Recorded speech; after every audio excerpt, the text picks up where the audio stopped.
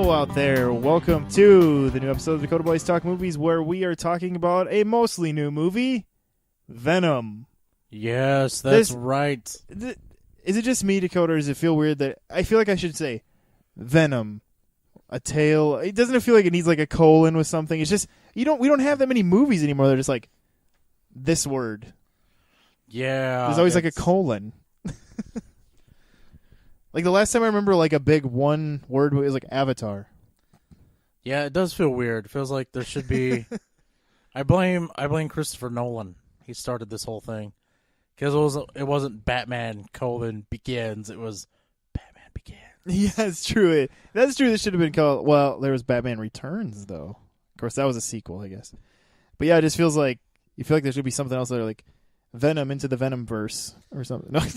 I never really liked Batman Returns as a title because he wasn't coming back from anything. He returned to theaters. Dakota, remember how there was a first one that everybody liked? But it's not a real return. It's a sequel. Should have been Batman. I don't know. Christmas. Batman, he's still here.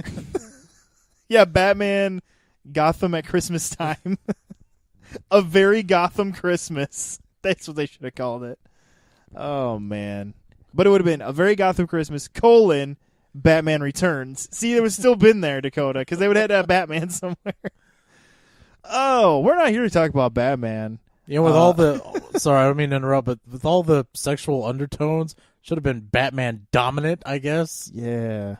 Because there's way too much in that movie. Yeah, well... Way too much. And they sold it as a kid's movie. That's what was weird. Like, I went to it as a kid and had, like, kids' meal toys, and then it was like, Michelle Pfeiffer is... Well, she's very Michelle Pfeiffer in that movie. Let alone anything else in that movie. I'm not trying to be gross, but I think a lot of 13-year-olds came of age in that movie. Well, she's very pretty, and someone who just saw Ant-Man and the Wasp, she's still very pretty, even with gray hair. So, I think so is Michael Douglas. He's held up. He's held up. He's held up. Again, we're not here to talk about them either. Who are we here to talk about? Oh, yes. Tom Hardy starring in Venom. The breakout role.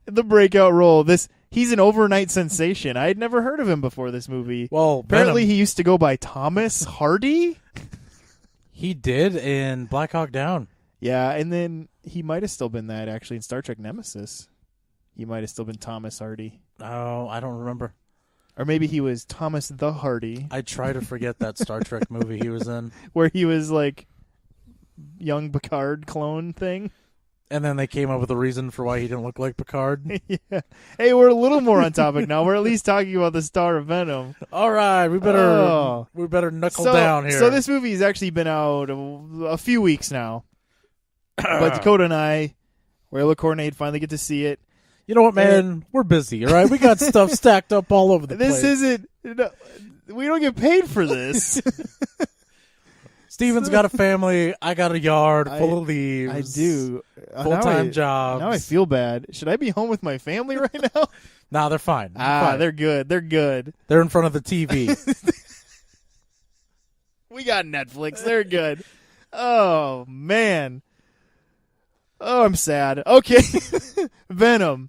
What happened in this movie? It was actually... Okay, I'm just going to throw this out there for myself. I didn't expect this movie to be entertaining at all.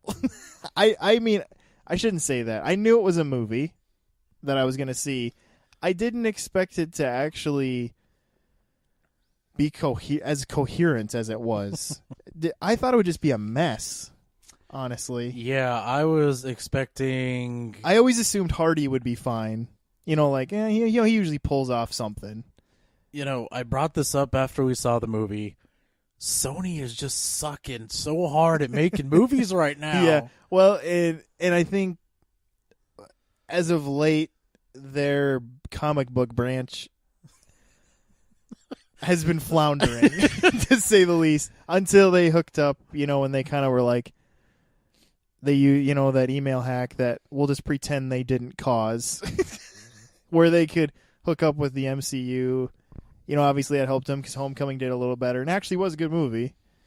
But man, they were really struggling getting things off the ground because Venom was supposed to happen a few other times, a few different ways, and they just kind of kept screwing it up because in the Amazing Spider-Man thing, Venom was going to happen again, wasn't he? Yes. With that whole Sinister Six thing. Because I don't know if any of you remember this, but because Amazing Spider-Man 2 was kind of like, if you know about it, you kind of just figuratively hide it that you know about it. But they were trying to set up a whole cinematic universe in Amazing Spider-Man 2. Yeah, obviously Spider-Man has this giant rogues gallery.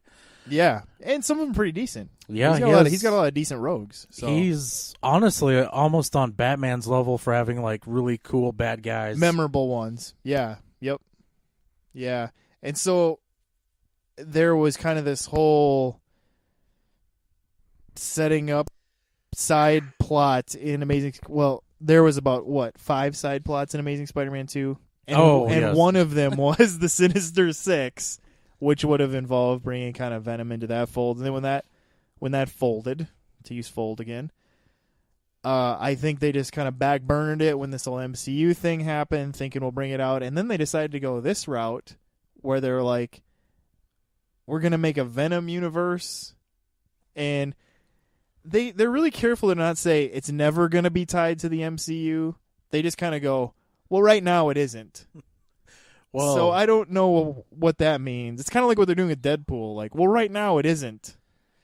It was last summer, I believe. They had this whole back and forth of it is part of the Marvel Universe, and Kevin Feige came out, it's not part of the universe. And then there was this whole, well, it kind of is, but not really. And yeah, well, and then I forgot to even look at the credits of this. Was Feige even involved in this movie? He wasn't, right? Because no. this was purely Sony. Yeah, this was all Sony. Oh, except for a Stan Lee cameo, of course. Yeah, even though he had nothing to do with the creation of Venom, and I don't know why he was in the Deadpool movies because he had nothing to do with the creation of Deadpool. It's like the thing now to throw him in the Marvel movie. If it's a Marvel movie at all, Stan Lee will be there in some shape or form because he's in Big Hero 6 too, and that was its own thing too. Yeah. So, wait, is Big Hero 6 in the MCU? Allegedly, yes. Allegedly. Well, if it's got Stan Lee, I think they're trying to answer that the question of where exactly it takes place. Yeah, the San Francisco thing. Some people are kind of like, why'd they do that? It makes it more confusing. It's like, well, they're trying to make it as in the Spider-Verse. It can be one of the parallel dimensions. So we're good to go now. But yeah, so Venom. What's the story? So this movie, it opens up with a spacecraft coming to Earth. A human one. I'm sorry, I didn't mean to mislead anyone like a UFO is coming. It was a space shuttle coming back to Earth, but it was like this ridiculous, like, hey, let's pretend this is like a cool futuristic space shuttle. So it was like this, what it reminded me of was like one of those shuttles from Star Trek, but like squished a little flatter. So it was like a shuttle from Star Trek, but like squatted and sleeker. I was like, oh, that's an interesting way to go with the space shuttle.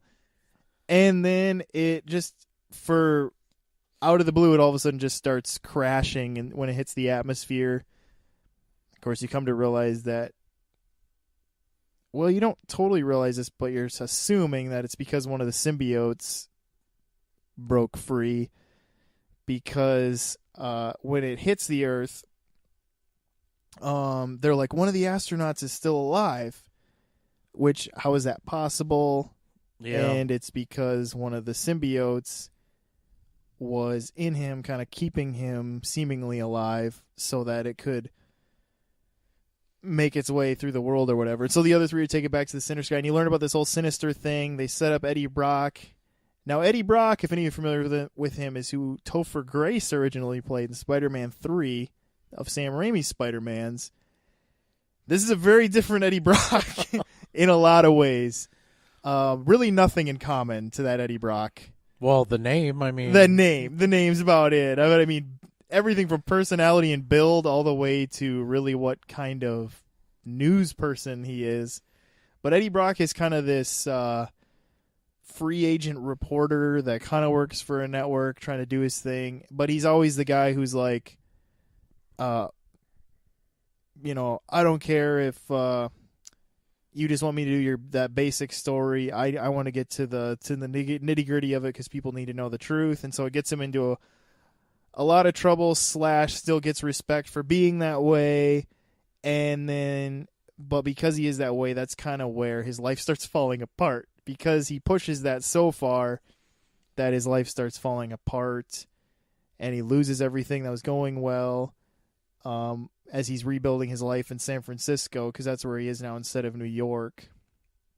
And so you kind of pick up with him here where he's at the top of the world for about 15 minutes, and then he's down in the poopy with the rest of us, just trying to scratch together how he's going to live his life. And then what I find interesting is really he probably wouldn't have made it very far for Venom. Venom is kind of who saved Eddie Brock's life in a weird way, even though Venom kind of could have killed him. Yeah, his life was basically circling the drain. Yeah. To steal a word from Venom, he was a real loser. Yeah. Yeah, there's some funny stuff with this, but yeah, so you're kind of like I'm not trying to say I have it together in life, but this guy makes me look like I got this down. Yeah, and it's interesting too because what happens is he knows something sinister is going on with this company as these symbiotes. And there is the guy who runs it is like this Elon Musk type, but doesn't care about life. He's just killing random people to try to figure out how to control these symbiotes. Eddie Brock knows it's happening, wants to prove it, and then that's how he ends up attaching to Venom and being the right host. But what's interesting, I think, is how Eddie... And okay, so Dakota, they kind of set up Eddie Brock as being like, You're the smartest reporter I've ever met, Eddie, and all this stuff. He kind of felt like a moron to me. Like he didn't I get like that he was willing to go all the way for a story, but I didn't feel like he was smart. I felt like he was just scrappy.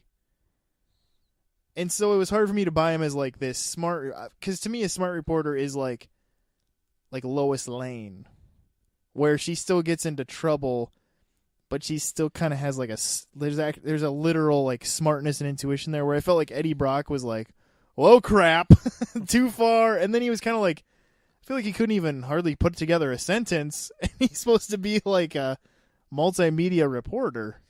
He kind of comes off as being drunk. Right. That's what I mean. And even before he's like life falling apart, he's like, like, what? This is the guy who they put on TV? Yeah, Tom Hardy, obviously not American. Right. I think he was kind of going for like a New York accent of some kind. Yeah, like, because he's supposed to be a New Yorker who kind of transplanted to San Francisco. So I feel like he was trying to hit like this kind of New York tone, but in like a different sort of way. I don't know. He does a fine American accent. I don't know why he just didn't do that.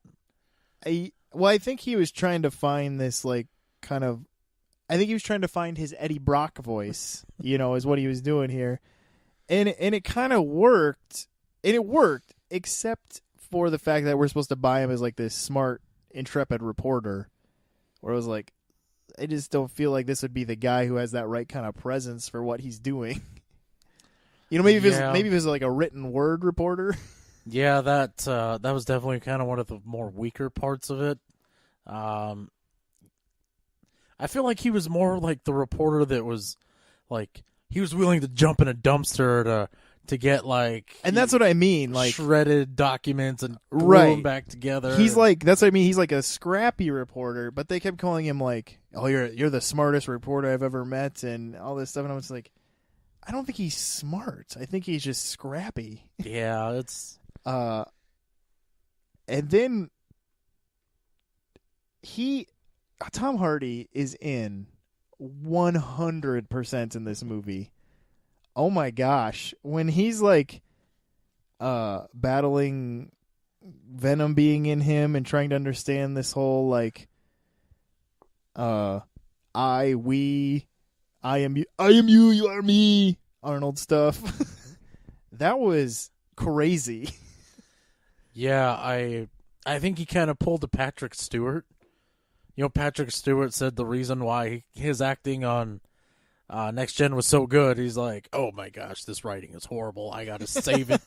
I gotta save it, man. I gotta just be the best actor that I could possibly be in this moment.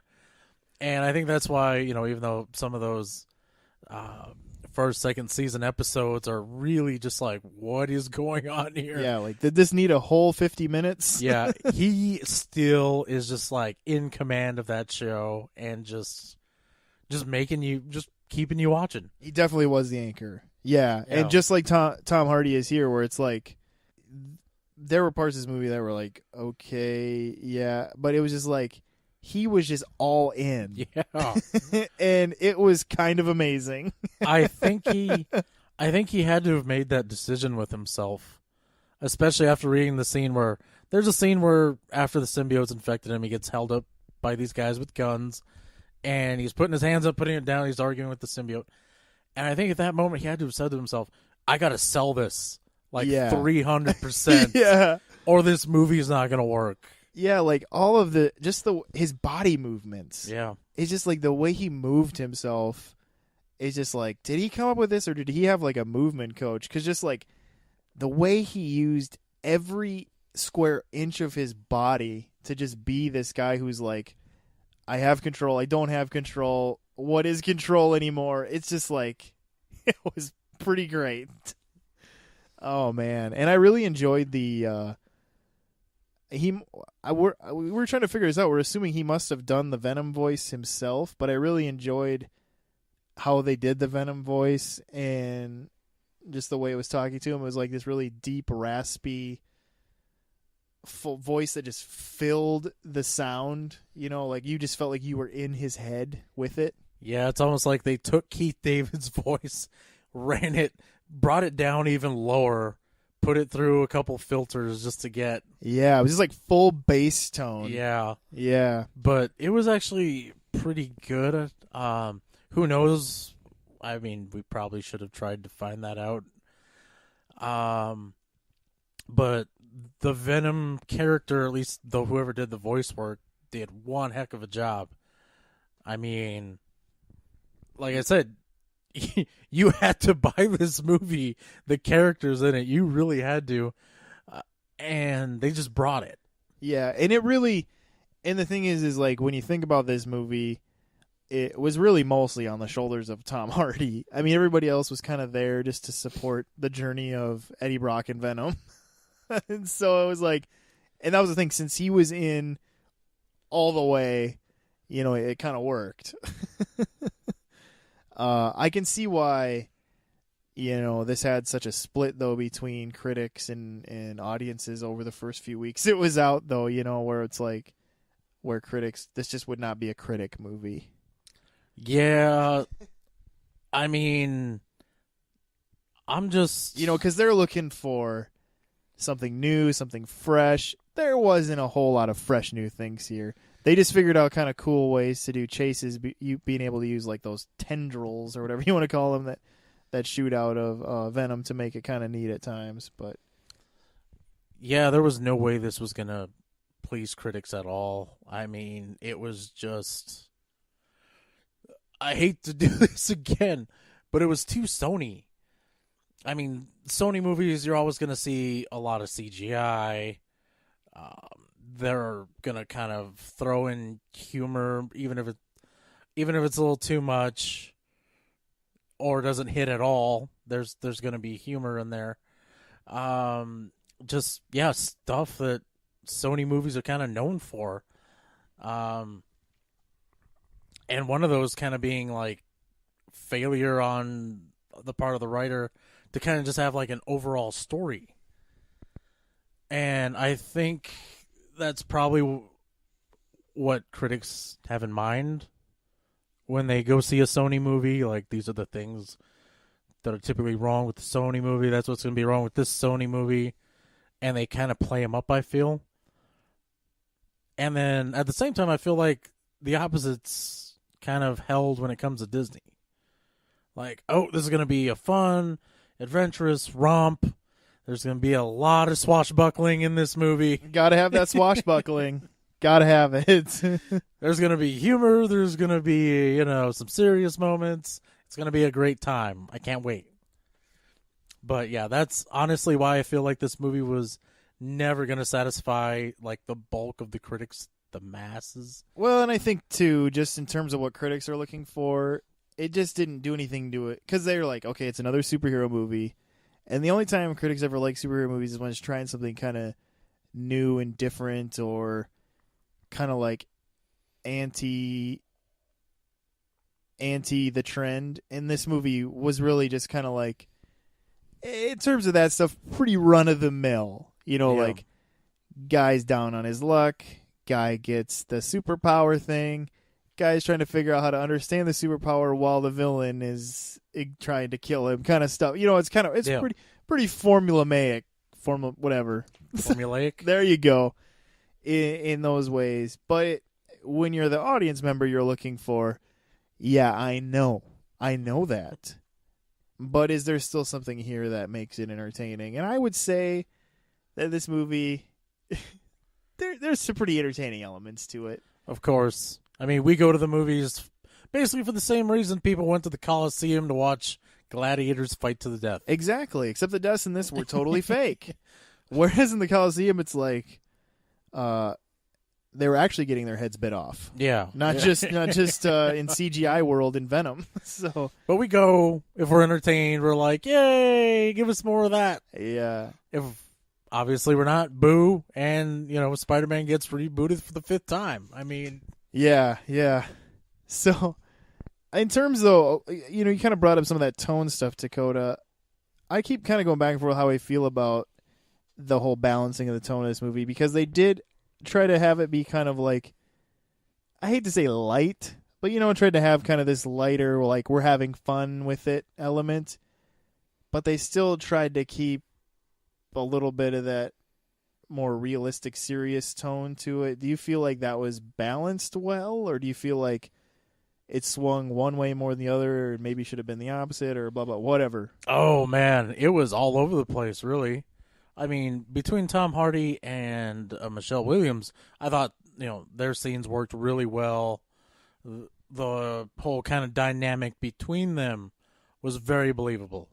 I mean, they genuinely kind of brought the acting game to this. And at the same time, you kind of got this villain who, like, I don't even know what this dude's motivations were, other than the fact that, I'm evil. He wanted to basically, I think, his motivations were kind of weird. Basically, the villain's motivations were, Earth is dying, and I need to find a way to protect humanity, and if it can't be on Earth, then elsewhere.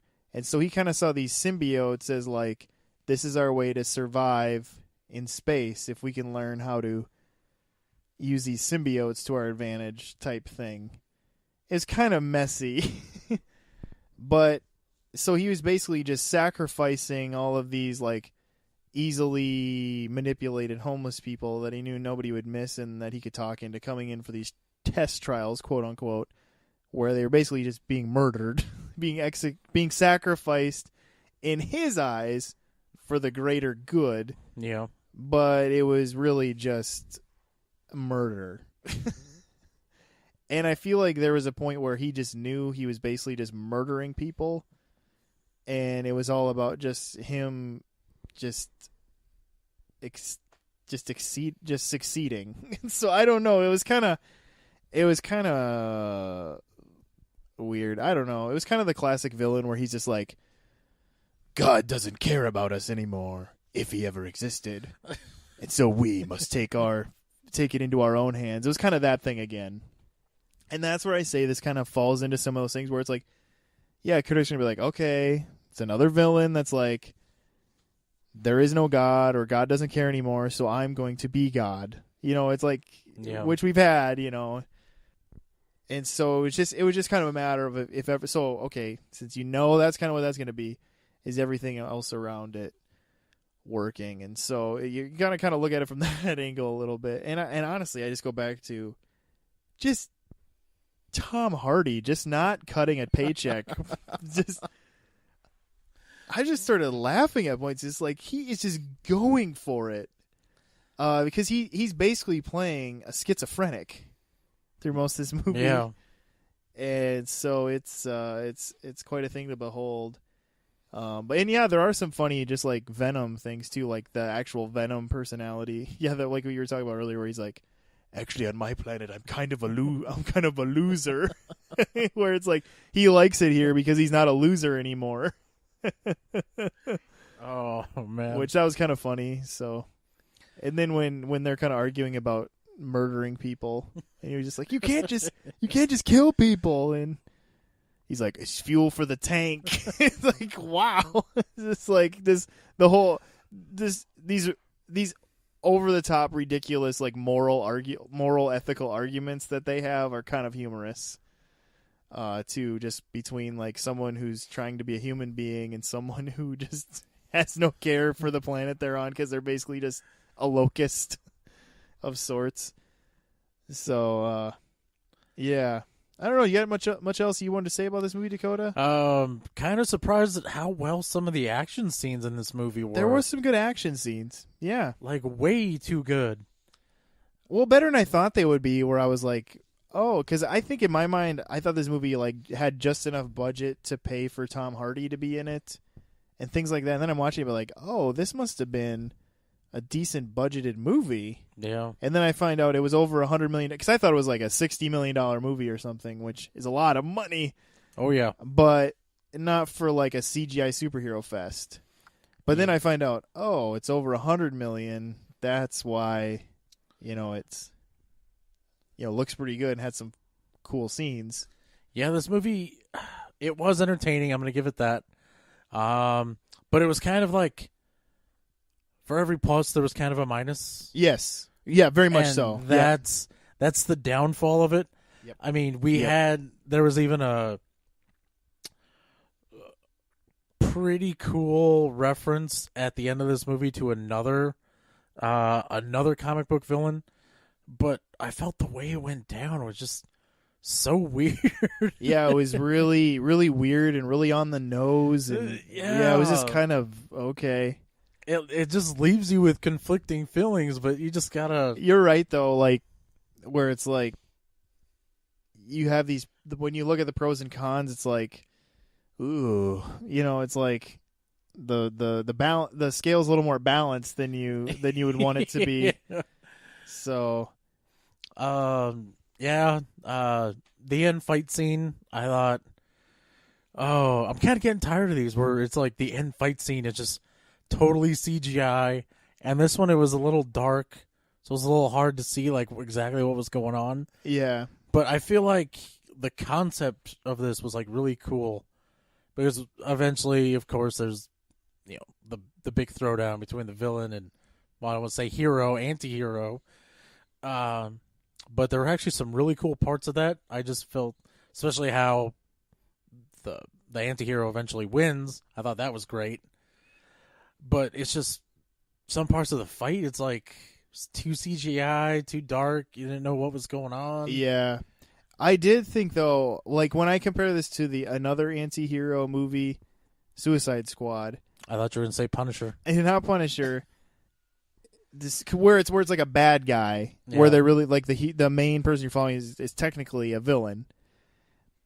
I did think this one made a little more sense, because I feel like in Suicide Squad they made them be so good, where it kind of hurt it. Where it's like, yeah, but we want Flash and Batman to ultimately put these people in jail, right?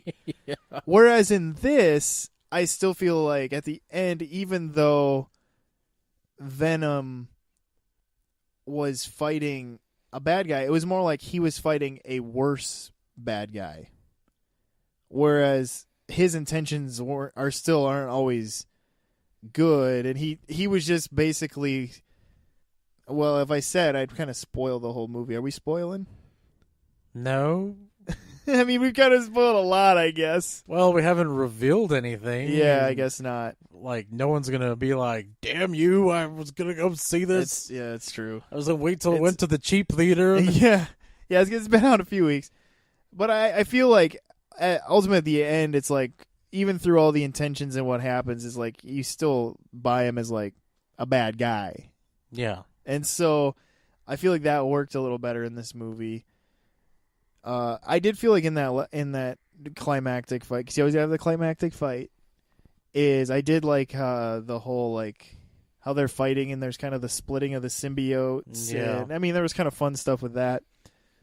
But yeah, it was kind of when you get to the end, it's kind of like it's a middling movie, but it's like a little better than middling. Is kind of really where you're at with it. Yeah. And so let's kind of like bringing this one to a close, Dakota. So like, any closing thoughts and just kind of what your final verdict on this movie is?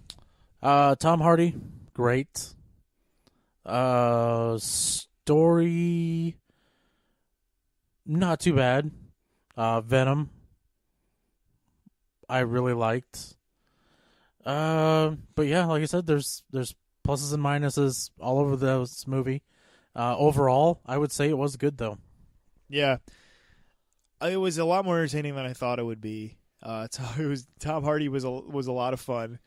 I feel like every bad guy or badder guy in this movie was really forgettable and was really just kind of cannon fodder for everything else going on.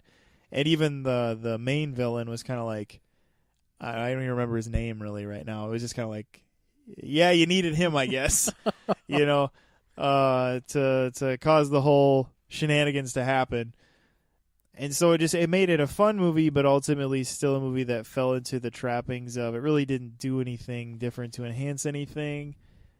But you could still have fun with it, and it was fun to see Tom Hardy, like an actual good actor, kind of taking where it wasn't like, they just pulled some rando who's kind of got like an up and coming career. But it was like an actual like good actor. Yeah, a good actor that was actually committed to doing it. This wouldn't have worked with like Jai Courtney or Alden Ehrenreich, or like a Boyd Holbrook, or some of these of these up and comers. It wouldn't have worked so well. But you also need to find a good actor that isn't going to be like, here we go, like what Bruce Willis kind of does as of late. But that he was just like in. And so that was a lot of fun. But at the end of the day, it's still like, kind of still, there's still a lot of things that kind of make you go like, maybe this shouldn't have been its own movie. I like this Venom guy, this Venom character, but maybe he should have been a part of something different that isn't his own thing. I don't know. That's kind of where you're at with this. And so that's kind of where it leaves you. And so I would say, yeah, if you can get to it, it's not going to cost you much. It's still a pretty fun time if you understand what you're going to see. Yeah. And so, yeah. So that's kind of that. So I don't regret that I saw it. Had a lot of fun with it. Had some laughs. Was surprised by just, when you go to these movies, you don't expect fun acting. And there was some fun acting in this, especially from Sony. And so, we're sorry, Sony. We used to love you. You got this. Maybe. So that's kind of our thoughts on Venom. We'd love to hear your thoughts. You can tell us. Yeah, sorry, go ahead. Is this like a thumbs up, thumbs down thing for us? Like, I feel like maybe. I feel like I know I could grade this on like an A to F scale, so maybe let's do that. Okay, all right. Because I think I would give this a C+. Because it's kind of like right there, like, oh, you're really close to being better, but you're at a grade where you should be worried. That's why I kind of put it like that C+. I'm cautiously optimistic if they make a second one. Yeah. Yeah. Where would you grade it? Probably just the C. Solid C. Yeah. It's definitely a C range movie. We'll put it at that. I feel like this would be one of those movies that, even though it's a C, we're saying it's a C now, 10 years down the road, we're still watching it. either that or 10 years down the road, it's an F. That's the thing with these movies, you don't know. Because honestly, Hellboy 2, The Golden Army, Yeah. I thought Hellboy was the better movie. And now I have trouble watching Hellboy, but I can still watch Hellboy 2 and find it a lot more entertaining than I ever did at the time it came out. I get what you're saying. I mean, and so I think sometimes, like, I don't know what changes that. Even though I both think I still like the first Hellboy. And the reason I bring up Hellboy is because he's kind of a different hero, too. It kind of fits this type of, like, it's not just like the one. It's kind of an off the beaten path sort of comic book hero movie. yeah. I mean, we all have those movies that we're in love with, and then as time goes on, we kind of change our viewpoint of them. I used to love Smoking Aces. Okay. Thought it was a roller coaster ride of a movie. Was that one of Carnahan's first movies? Yeah. Joe Carnahan? Yeah. But looking back on it, it's like there's a lot going on here, and it all doesn't mesh well. Granted, it was Chris Pine, one of his first roles. They threw Ryan Reynolds and Alicia Keys in there. Yeah, and Matthew Fox with a mustache is in there.